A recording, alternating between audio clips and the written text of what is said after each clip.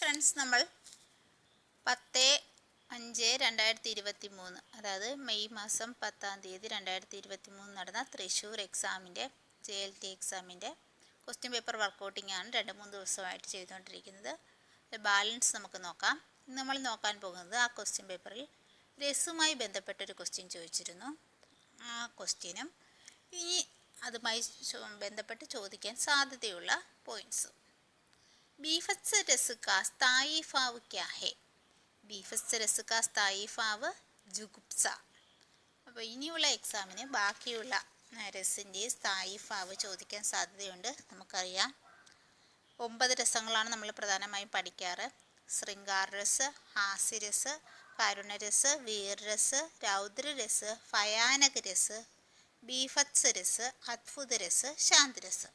ഇതുകൂടാതെ തന്നെ വാത്സല്യരസം, ഭക്തിരസം കൂടി പറയാറുണ്ട്.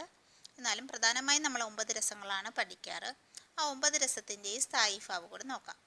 ശൃംഗാരരസ് രതി, ഹാസ്യരസിൻ്റെ സ്ഥായി ഭാവ് ഹാസ്, കരുണരസിൻ്റെ സ്ഥായി ഭാവ് ശോക്, വീരരസിൻ്റെ സ്ഥായി ഭാവ് ഉത്സാഹ്, രൗദ്രരസിൻ്റെ സ്ഥായി ഭാവ് ക്രോധ്, ഭയാനകരസിൻ്റെ സ്ഥായി ഭാവ് ഫൈർ, ബീഭത്സരസിൻ്റെ സ്ഥായി ഭാവ് ജുഗുപ്സ.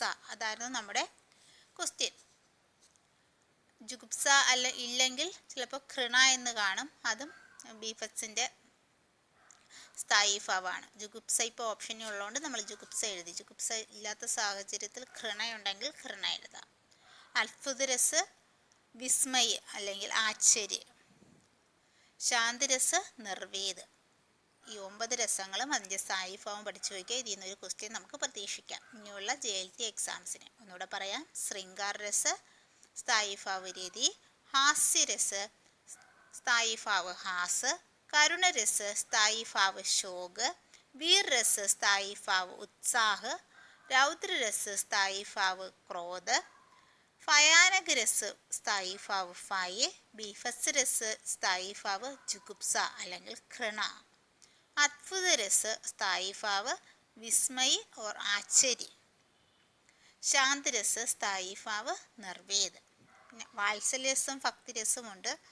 അതിൻ്റെ സ്ഥായി ഭാവമായിട്ട് അത് അങ്ങനെ ചോദിക്കാറില്ല. അഥവാ ചോദിച്ചു കഴിഞ്ഞാൽ പ്രേം ഉണ്ടെങ്കിൽ, പ്രേം ഓർ അനുരാഗമൊക്കെ ഉണ്ടെങ്കിൽ നമുക്ക് അത് എഴുതാം. Okay, thank you.